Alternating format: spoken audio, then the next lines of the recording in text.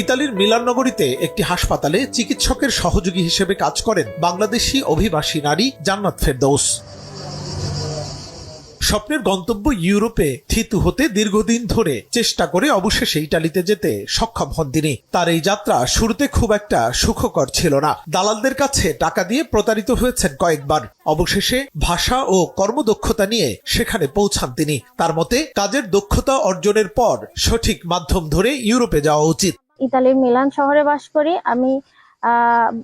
যেটা দেখতে পাইছি যে আমার দেশে আমার স্পেশালি সব অভিভাবকরাই রাতের একটা সময় পরে মেয়েদের বাহিরে থাকাটাকে কোনো কেউই এটাকে নিরাপদভাবে চিন্তাই করতে পারে না, কিন্তু এখানে পুরোটাই উল্টো। যেমন ধরেন আপনার কর্মক্ষেত্র থেকে শুরু করে আপনার ট্রান্সপোর্টের যে ব্যাপারগুলা, এখানে রাত 2টা-5টা নাই, আপনার মেয়েরা সব সময় নিরাপদ।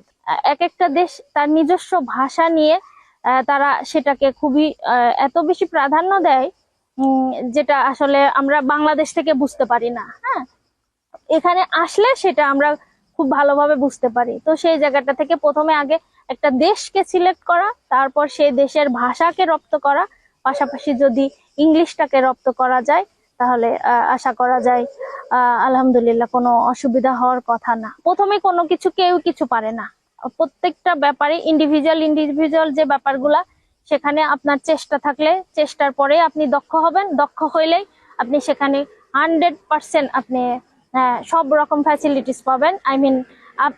আপনি তাদের দিবেন, তারা আপনাকে দিবে। জীবনের ঝুঁকি নিয়ে অনিয়মিত পথে সাগর পাড়ি দিয়ে ইউরোপে যাবার প্রবণতা বাংলাদেশি পুরুষদের মধ্যে দেখা গেলেও নারীদের মধ্যে তা সাধারণত দেখা যায় না। তাদের বড় অংশটি মূলত পড়তেই যান। যেমন ইটালির একটি বিশ্ববিদ্যালয়ে পড়েন বাংলাদেশি শিক্ষার্থী চৈতি সাহা। স্টুডেন্ট ভিসায় ইটালি যাওয়া নিয়ে নিজের অভিজ্ঞতার কথা জানান তিনি। বলেন, পড়াশোনার পাশাপাশি এখানে আছে পার্ট টাইম কাজের ব্যবস্থা। বাংলাদেশ থেকে স্টুডেন্ট ভিসা পাইতে ইতালির জন্য অনেক সময় লাগে, কিন্তু এখানে যখন ট্রান্সফার হয় গভর্নমেন্টই তোমার সব কিছু করে দেয় স্টুডেন্টদের জন্য। অনেক ফ্যাসিলিটি আছে স্টুডেন্টদের জন্য, কাজ পাওয়া যায়। কিন্তু ইতালিয়ান না ডিপ্লোমা পড়াশোনার সার্টিফিকেট থাকে, এই সার্টিফিকেট নিয়ে যদি অন্য ইউরোপ কান্ট্রিতে যায় অনেক ফ্যাসিলিটি আছে স্টুডেন্টদের জন্য।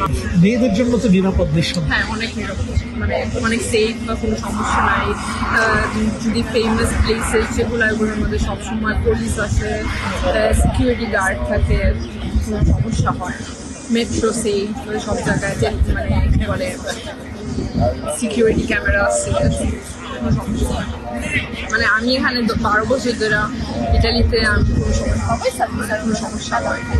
প্রতিনিয়ত ইউরোপের সেনজেনভুক্ত দেশগুলোতে জনশক্তি রপ্তানির চাহিদা বাড়ছে, তবে সে বাজারে বাংলাদেশিরা খুব একটা জায়গা করতে পারছে না। এছাড়া সেনজেন দেশগুলোতে গিয়ে বাংলাদেশি অনেকের মধ্যে অবৈধভাবে থেকে যাবার প্রবণতার কারণে ইউরোপীয় নিয়োগদাতাদের মধ্যে বাংলাদেশি কর্মীদের নিয়ে আছে অনাস্থাও। এসব দূর করতে হলে ভাষা ও কর্মদক্ষতা বাড়িয়ে রপ্তানিযোগ্য জনশক্তি তৈরির পাশাপাশি যেসব দেশে বাংলাদেশের দূতাবাস নেই সেখানে দূতাবাস স্থাপন করে সরাসরি কর্মী নিয়োগের বিষয়টিকে এগিয়ে নিতে হবে বলে মনে করেন এই কর্মকর্তা।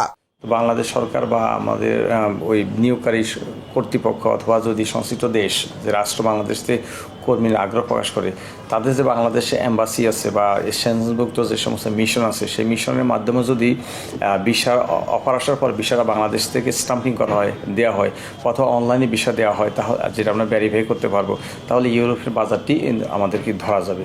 ভাষাগত স্কিল এবং প্রফেশনাল স্কিলের ক্ষেত্রে আমাদের ঘাটতি আছে। দেখা যাচ্ছে ভাষাগত স্কিল আছে কিন্তু প্রফেশনাল স্কিল নাই। তো প্রফেশনাল স্কিল না থাকার কারণে তারা যেন একটা ভিসা নিয়ে ইউরোপে গিয়ে ওই নিয়োগকর্তার ওখানে তারা বেশি দিন ট্যাক্সও হয় না, স্থায়ী হয় না। পরবর্তী দেখা যায় তারা বিভিন্ন জায়গায় রানওয়ে করে। তো রানওয়ে করলে যে ওই নিয়োগকর্তা যে একটা উদ্দেশ্যে বাংলাদেশ থেকে কর্মীটা নিয়ে গেছিল তার পার্টিকুলার সেক্টরে ট্রেডে কাজ করার জন্য, তখন ওই কর্মী সেখানে ট্যাক্সও হচ্ছে না এবং বা সে রানওয়ে করছে, তখনও নিয়োগকর্তা বাংলাদেশ থেকে মুখ ফিরিয়ে নিচ্ছে। বিশেষ করে নারী শ্রমিকদের জন্য ইউরোপ একটি গুরুত্বপূর্ণ বাজার হতে পারে বলে মনে করেন তিনি। যাওয়ার নামে প্রতারিত হওয়ার অভিজ্ঞতা হচ্ছে যে যেতে চাইছিল, যেতে পারে না, কিন্তু যাওয়ার পরে এই পর্যন্ত কোনো কর্মীর অভিযোগ আমরা পাইনি। কর্মীর পক্ষ থেকে পাইনি, কোনো আত্মীয় স্বজনের পক্ষ থেকে পাইনি বা কর্মী অভিভাবকের পক্ষ থেকে পাইনি। কিন্তু যাওয়ার পরে নিয়োগকর্তার কাছ থেকে আমরা অভিযোগ পাচ্ছি যে তোমরা যে কর্মী পাঠিয়েছো বা যে কর্মী আসছে সে কর্মী এখন আমার কর্মস্থলে না, সে রান হয়ে গেছে, অন্য দেশে চলে গেছে। জান্নাত ও চৈতিদের মতো যেসব নারী কর্মী ইউরোপে বাস করছেন তারা মনে করেন তাদের মতো অনেক নারী বাংলাদেশে আছেন যাদের সুযোগ দিলে আইটি কিংবা চিকিৎসার মতো খাতগুলোতে ইউরোপে কর্মীর চাহিদা পূরণ করতে পারবেন।